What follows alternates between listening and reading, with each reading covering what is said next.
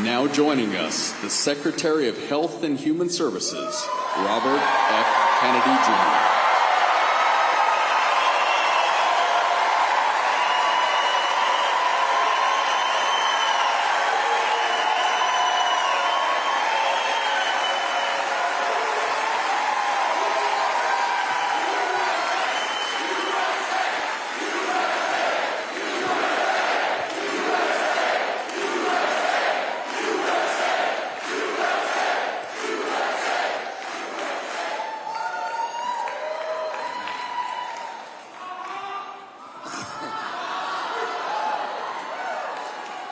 Yesterday, my 17-year-old niece left for Europe to go to college. And while she was packing, her mother, Amaryllis, my daughter-in-law, noticed that she had put a Bible in her suitcase. And Amaryllis was curious about it. And she asked her, and Zoe said to her, "I want to live like Charlie Kirk." And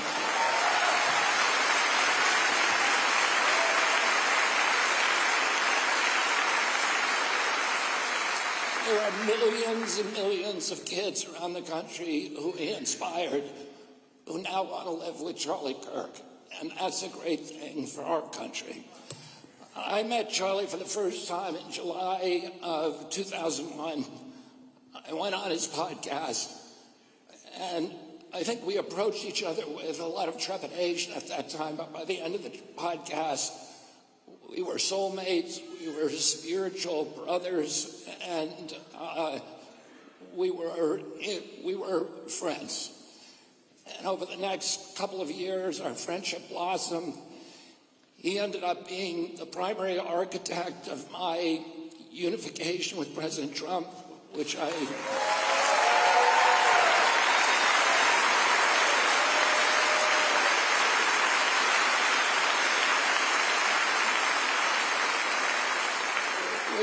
did my endorsement at his rally, at the Turning Point rally in Scottsdale.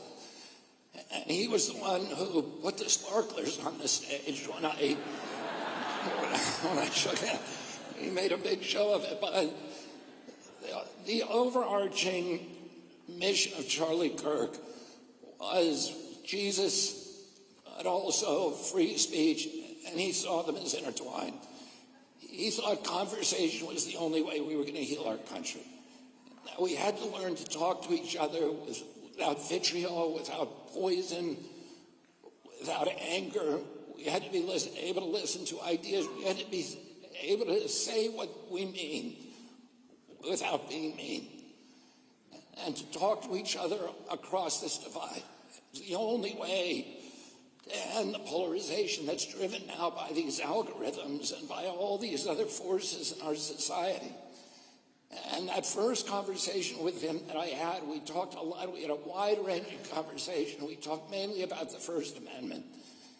We talked about the fact that our founders put freedom of speech in the First Amendment because all the other rights are dependent on it. A government that can silence its opponents has license for any kind of atrocity. And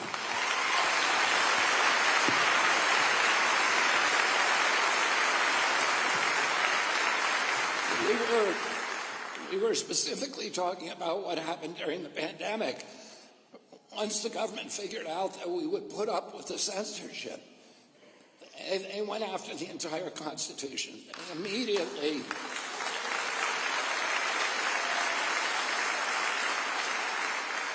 They immediately took away our right to assembly, the First Amendment right with social distancing regulations. They shut down the First Amendment right to worship by closing all of our churches for almost a year and keeping the liquor stores open as essential businesses. They went after our Fifth Amendment right to our property rights. They closed down 3.5 businesses with no due process, no just compensation.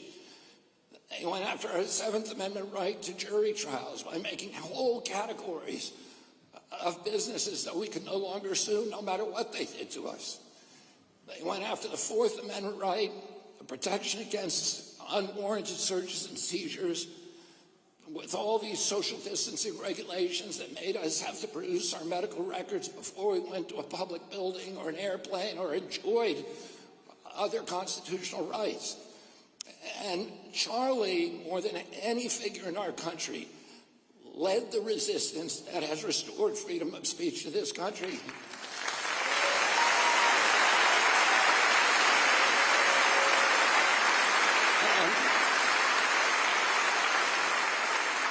And he built this movement, which is going to make sure that that never, ever happens again.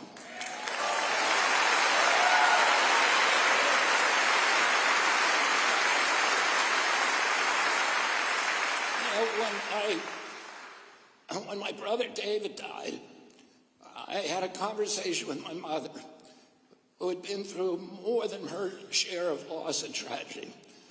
And I asked her, does the hole that they leave in you when they die, does it ever get any smaller? And she said, no, it never gets any smaller. But our job is to build ourselves bigger around the hole. We do that.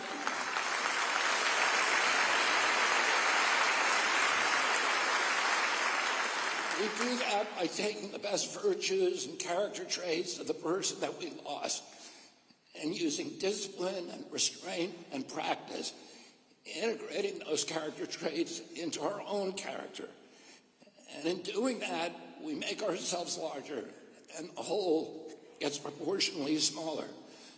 And we also give that person a kind of immortality because they are now living on, the best parts of them are now living on in us. In one of my conversations, and Charlie was a target-rich environment for virtues.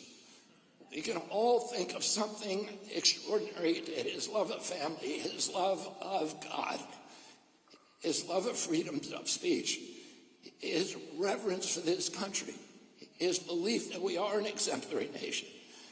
We are unique in history. We're the only nation with this kind of constitution. In Europe, they don't have free speech anymore. We have it here, and we are the beacon for humanity for the rest of the world. And all of those...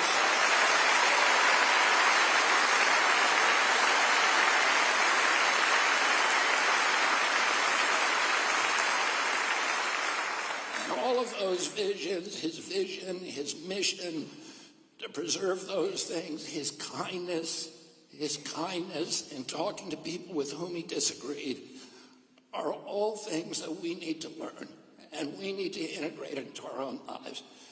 And as Tulsi said, we need to reach out with love to the people on the other side who are asleep and who are too frightened and too panicked and too controlled to understand what they are losing. And we need to protect those things until they wake up. And I had a conversation once with Charlie where we were talking about the danger that we both faced from challenging entrenched interests. And he asked me if I was scared to die. And I said to him, there's a lot worse things than dying. And one of those...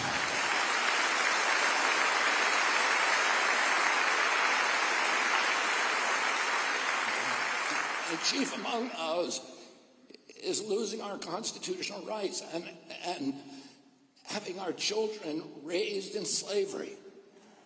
And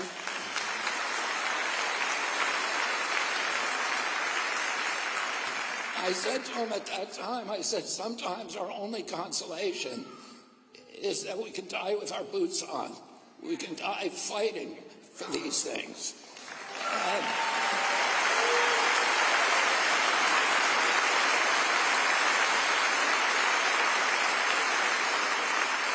Charlie gave his life so that the rest of us would not have to suffer those fates worse than death. Now it's our job, he's no longer there to lead us, to rush in and fill the breach and win this battle for our country, for God, and for our families. Thank you all for that.